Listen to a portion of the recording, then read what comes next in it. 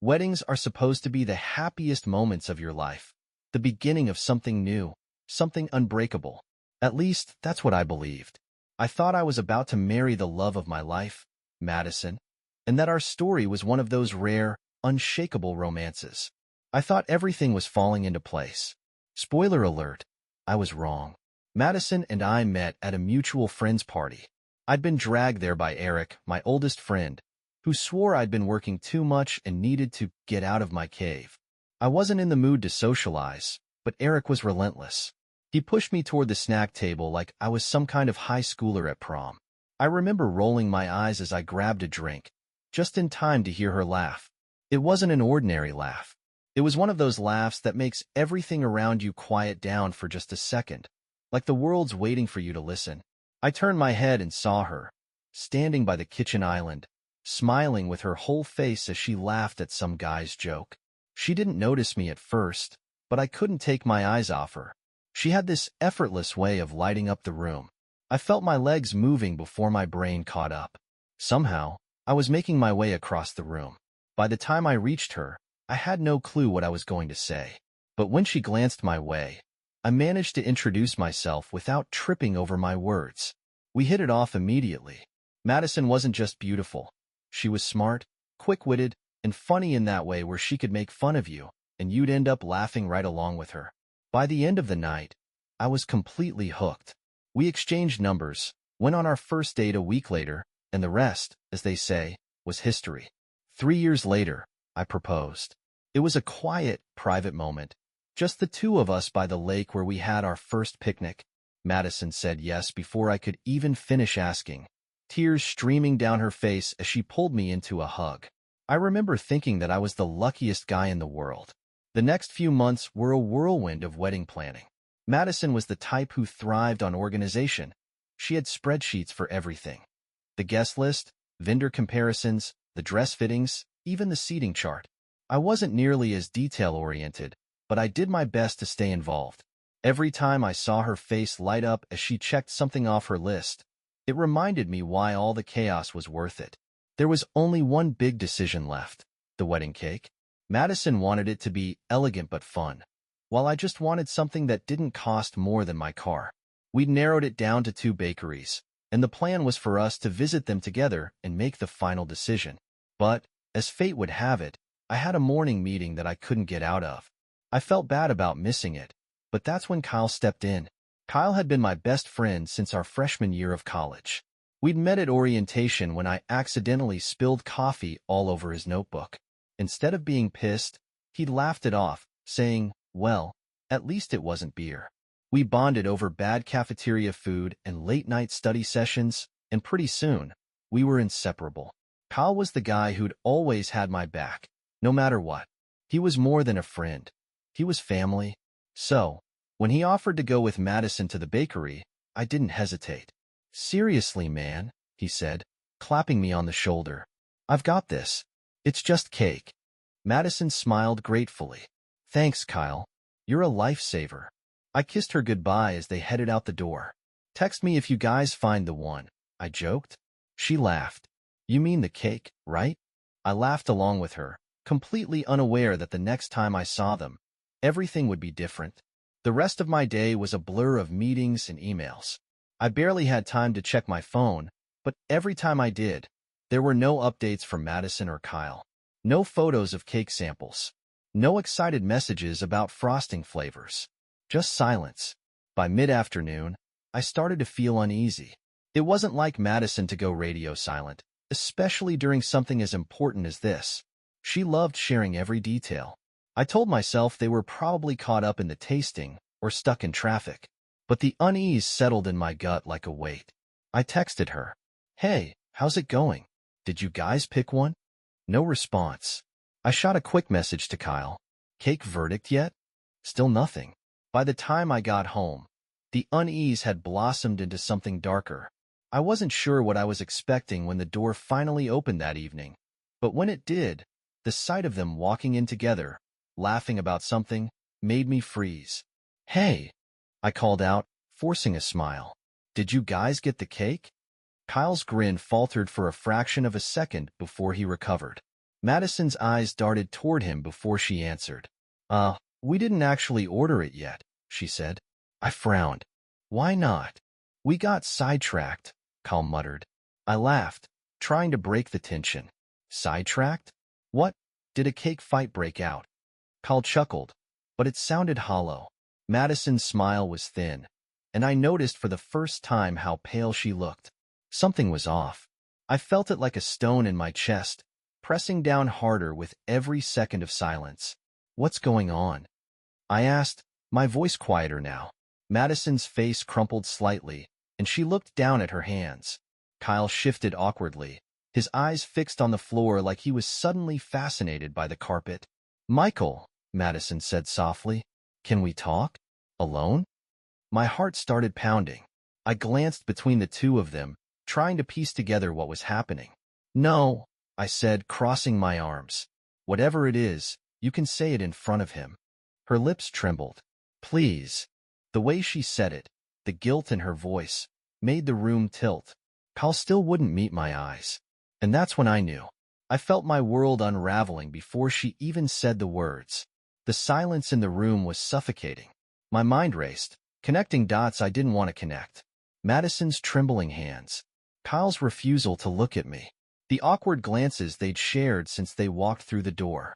It all pointed to something horrible, something I wasn't ready to face. Someone better start talking, I said, my voice sharper than I intended. Madison's eyes filled with tears. She opened her mouth, closed it again, and then finally forced the words out. Michael, something happened today. My pulse pounded in my ears. What do you mean, something happened? Kyle took a step forward, his face pale. It wasn't, we didn't plan it. I turned to him, my fists clenched at my sides. Didn't plan what, Kyle? I snapped. Spit it out. Madison wiped her eyes, her face crumpling. We slept together. The room tilted. My body went cold. Her words felt like they'd punched a hole straight through my chest. For a second, I thought I'd misheard her, but the look on her face told me I hadn't. No, I muttered, shaking my head. No, that's not no. Kyle raised his hands like he was trying to calm me down. Mike, listen. Don't call me that, I snarled. You don't get to call me that. My breath came in shallow, ragged gasps. My hands were shaking as I turned to Madison. Why? I asked, barely able to get the word out. Just why? Tears streamed down her face. I don't know, she whispered. It wasn't supposed to happen. Wasn't supposed to? I laughed bitterly. Well, that makes it all better, doesn't it? You accidentally ended up in bed with my best friend? Kyle opened his mouth to speak, but I wasn't done. How long? I demanded, my voice raw. How long has this been going on? Madison shook her head frantically. It was just once, she sobbed.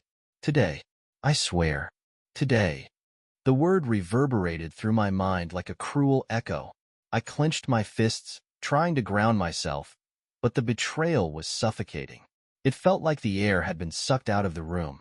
You ruined everything, I said, my voice low but seething. Everything. Kyle flinched. Mike, please. Shut up. I roared. You don't get to plead your case. You betrayed me. You were supposed to have my back. Madison took a step toward me, but I backed away like she'd burned me. Don't, I spat. Don't you dare. Her sobs grew louder, but I didn't care. The woman I'd planned my entire future with, the woman I trusted more than anyone, had torn it all apart. Get out, I said quietly. She froze. Michael, please. Get out. Kyle hesitated, his face twisted with guilt. Man, you're not my friend.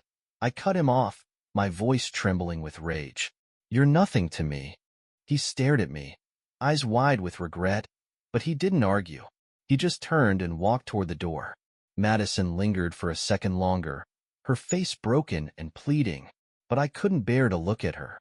The door clicked shut behind them, and the silence that followed felt like a black hole swallowing me whole. I don't know how long I stood there, staring at the door. My mind was blank. My body felt numb. Eventually, I stumbled to the couch and sat down, burying my face in my hands. The pain wasn't sharp. It was heavy, crushing, like a massive weight pressing down on me, making it hard to breathe. My phone buzzed on the coffee table.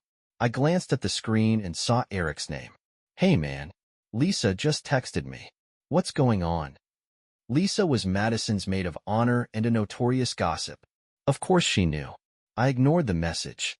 The idea of explaining everything out loud felt impossible. What was I supposed to say? That the woman I was going to marry had slept with my best friend while picking out our wedding cake? It sounded like a bad joke. The next morning, there was a knock at the door. It was Eric. "Michael," he said as he stepped inside without waiting for an invitation. What the hell happened?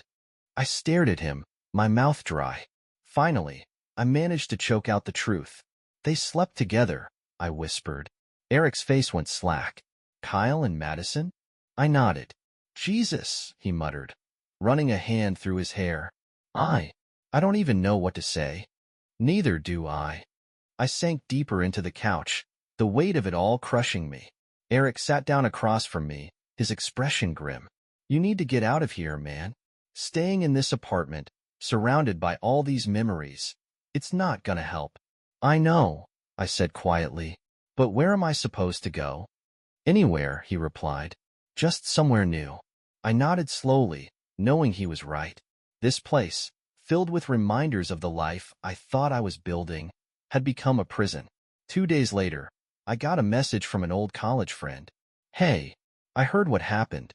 I thought you knew. Kyle and Madison dated in college." I stared at the message, my heart dropping into free fall. "What?" I typed back. "Yeah," they replied. "They were together for almost a year." "I figured you knew." I felt sick. Madison had never mentioned it. Not once. Kyle had never said a word, either. They'd kept it from me, like some dirty secret they thought I'd never uncover. Suddenly, everything made sense. The weird tension I'd noticed between them. The strange way Kyle always seemed overly familiar with Madison. I'd brushed it off, thinking I was just paranoid. But I wasn't. I'd been blind. I wasn't just betrayed. I was played. I'd been the safe option, the guy Madison chose when she decided she wanted stability instead of whatever chaos she and Kyle had shared. And the second he walked back into her life, she folded. The day that was supposed to be our wedding day came and went. I spent it alone, staring at the ceiling in the dark. I felt hollow, like a ghost of the person I used to be. That night, against my better judgment, I scrolled through social media. That's when I saw it, a picture of Kyle and Madison at what looked like an engagement party. They were holding hands, smiling like they hadn't ripped my heart out. The caption read, "Some love stories come full circle." I stared at the screen until the image blurred. They weren't just pretending to be innocent.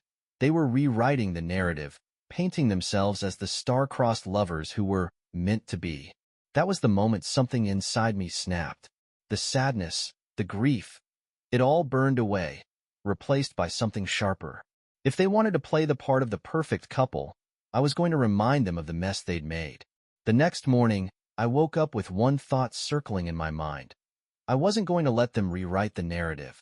They'd broken me, humiliated me, and now they were parading around like they were the protagonists of some romantic, meant-to-be love story. That's when the idea hit me. It was impulsive, petty, and probably a little ridiculous. But I didn't care. I needed to do something, to remind them that actions have consequences. I called the bakery where we were supposed to order our wedding cake. "Hi," I said, trying to keep my voice steady. "I'd like to place a custom order for a wedding cake." The woman on the other end of the line sounded cheerful. "Of course. What size were you thinking?" I paused, a slow grin spreading across my face. "Big. 2 meters tall." She let out a soft laugh.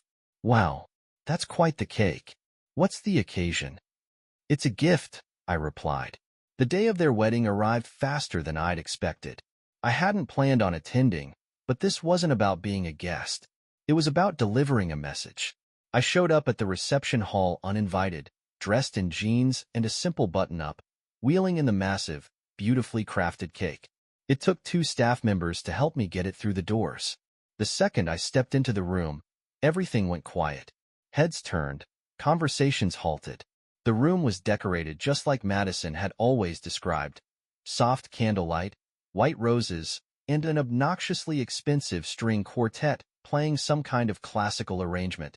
It was picturesque, almost nauseatingly perfect. My eyes locked onto the happy couple sitting at the main table. Kyle had been mid-laugh when he noticed me. His face went pale. Madison's eyes widened in shock. Her smile slipped, and for a moment, she looked like she'd seen a ghost. I wheeled the towering cake right up to their table. It was pristine. 3 layers of white fondant, intricate floral piping, and a ridiculous gold topper that read, "To the happy couple." Kyle stood up, his face twisted in confusion and anger. "What the hell are you doing here?" he demanded. I smiled. "Just wanted to congratulate you both," I said, loud enough for the entire room to hear. "Figured you'd appreciate this since you never got around to ordering a cake the first time." A ripple of shocked murmurs spread through the crowd. Madison's face flushed red. Kyle's fists clenched at his sides. I took a step back, savoring the moment. "Enjoy," I said simply. Then I turned and walked out of the reception hall, my heart pounding in my chest. Just as I reached the door, I heard a single burst of laughter from the back of the room, a sharp, incredulous sound that cut through the stunned silence. I didn't need to look to know it was Eric. For the first time in months, I felt like I'd regained a shred of control. The aftermath of the cake incident spread like wildfire. By the next day, I was getting texts from friends, old classmates, and even distant family members asking if the rumors were true. Some called me petty, others called me a legend. I didn't care. I hadn't done it for them. I'd done it for me. The only message I wasn't expecting was from Madison. "Why?" That was all she wrote. Just one word, like she was the victim in all of this. I stared at the message for a long time, my thumb hovering over the reply button, but I didn't respond. She already knew why. After the dust settled, I realized Eric had been right all along. I couldn't stay in that apartment. It was filled with too many memories, laughter that now felt like lies, plans that had turned to dust. I packed my things and moved across town to a small, quiet place. It wasn't much, but it was mine. No ghosts of the past, no reminders of what could have been. I also started running again, something I hadn't done since college. At first, it was just a way to clear my head, but over time, it became something more. Every mile I ran felt like I was shedding another layer of pain, replacing it with something stronger. Eric stuck by me through all of it. He became the kind of friend who didn't just support me. He pulled me out of the abyss. He showed up unannounced with food, dragged me to basketball games, and forced me to laugh even when I didn't want to. "You're stronger than you think," he said one night as we sat on my balcony, staring out at the city lights.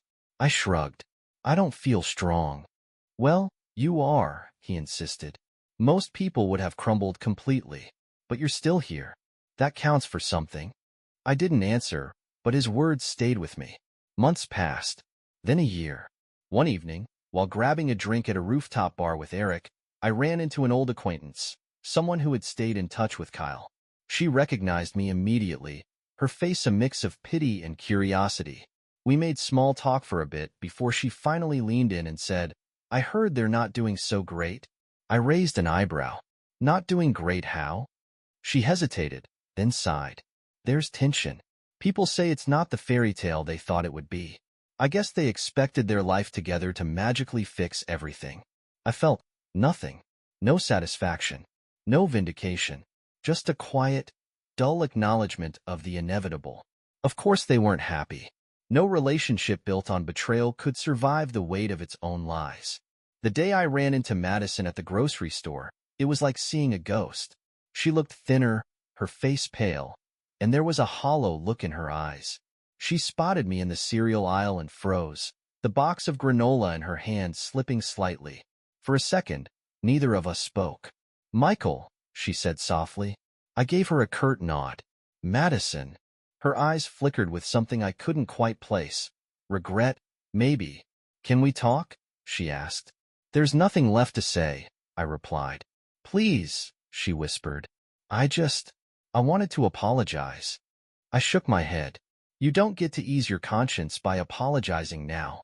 Her eyes filled with tears, but I didn't stick around to watch them fall. I turned and walked away, leaving her standing alone in the cereal aisle. Life didn't magically get better after that, but slowly, I started to heal. I still had bad days. Days when I'd remember the way Madison smiled when I proposed, or the way Kyle used to call me brother. But those memories didn't sting like they used to. They became just that, memories. By the time I was invited to another wedding, I almost didn't go. But Eric convinced me. "It's free booze and cake," he said with a grin. "What's the worst that could happen?"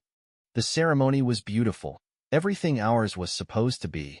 But as I watched the bride and groom exchange vows, I didn't feel bitterness. I felt hope. Maybe love wasn't perfect or painless, but that didn't mean it wasn't worth trying again. During the reception, Eric nudged me. "You gonna grab some cake?" he teased. I smirked. "Yeah," I said. "I think I will." I grabbed a slice and took a bite. It was sweet, soft, and perfectly frosted. For the first time in a long time, I enjoyed it without thinking of the past. A few days after the wedding, I found myself sitting on my couch, reflecting on everything that had happened over the past 2 years. For the first time in a long while, I felt steady. The anger and grief that once consumed me had dulled into something quieter, a distant hum instead of a deafening roar. I had spent so long replaying every moment in my mind, asking myself where it all went wrong, questioning what I could have done differently. But sitting there, I finally realized the truth. None of it had been in my control. Madison and Kyle had made their choices, and I was done carrying the weight of their mistakes. One afternoon, I got a call from my mom. She was always gentle when bringing up the subject, as she called it. "Sweetheart," she began, "you deserve someone who won't break your heart." I smiled despite myself. "I know, Mom. You're going to find someone better," she said confidently. "Someone who chooses you every single day." I didn't have the heart to tell her that I wasn't looking for someone at that moment.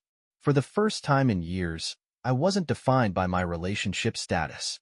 I was learning how to be okay with myself, and that was enough. Eric convinced me to go on a road trip a few weeks later. It was his way of forcing me to take a break from routine and see the world outside my apartment. We packed an overnight bag and hit the highway with no real destination in mind, just the promise of adventure. The first night, we ended up at a small beach town. We sat on the sand, the waves crashing softly in the background. Eric popped open a beer and handed me one. "Remember that time you spilled coffee all over Kyle's notebook during orientation?" he asked with a grin. I laughed. How could I forget? I thought he was going to punch me. Eric shook his head. "Nah, Kyle was always good at pretending to be the good guy." He paused, his smile fading slightly. "But you know what? He wasn't." "Not really." I nodded, letting his words settle. It wasn't about tearing Kyle down. It was about acknowledging the truth. The guy I'd thought was my brother wasn't who I believed he was. "You've grown, man," Eric said after a moment. "I know it's been hell, but you've come out of it stronger." I glanced at the horizon. The sky streaked with gold and crimson. I didn't feel strong, not all the time, but I was still here, and that counted for something. By the time we got back home, I felt lighter, like I'd left a piece of my pain behind on that beach. I threw myself back into work, took up hiking, and even started volunteering at a local shelter. Life wasn't perfect, it never is, but it was mine. One evening, I got a message from a mutual friend who'd stayed in touch with Kyle. "You won't believe this," the message read. "Kyle and Madison split." I stared at the screen, rereading the words. Split. It shouldn't have mattered to me, but there was something final about it. Like the last chapter of that story had finally closed. The friend kept typing. "Apparently, they've been fighting for months. Kyle left." I closed the message without replying. Their breakup wasn't my victory. It wasn't my business. I'd moved past them, and I wasn't about to let their drama pull me back in. I thought about them sometimes, not in a way that hurt, but in a way that reminded me how far I'd come. They weren't the main characters of my story anymore. They were just people I used to know. A few months later, I met someone. Her name was Claire. She was nothing like Madison. Her laugh was quiet but contagious, and she had this incredible ability to make anyone feel at ease. We met at a bookstore after I accidentally knocked over a stack of novels trying to grab the last copy of a new release. She laughed and handed me the book, saying, "You've earned it." We spent the next hour talking about everything and nothing. When I finally asked for her number, I realized I wasn't nervous. It felt easy, natural. Claire and I didn't fall into the same whirlwind that Madison and I had. It wasn't dramatic or rushed. It was slow, steady, and safe in the best way. And for the first time in years, I felt like I could trust someone again. I didn't tell Claire about Madison and Kyle right away.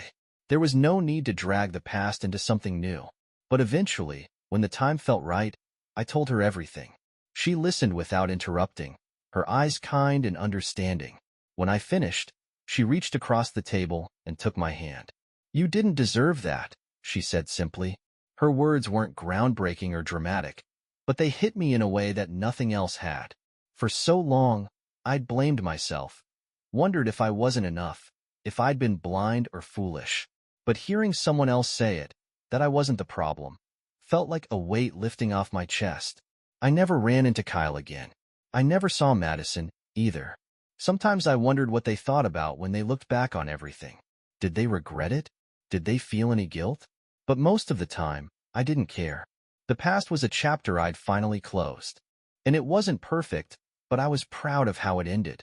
On my terms, with my dignity intact.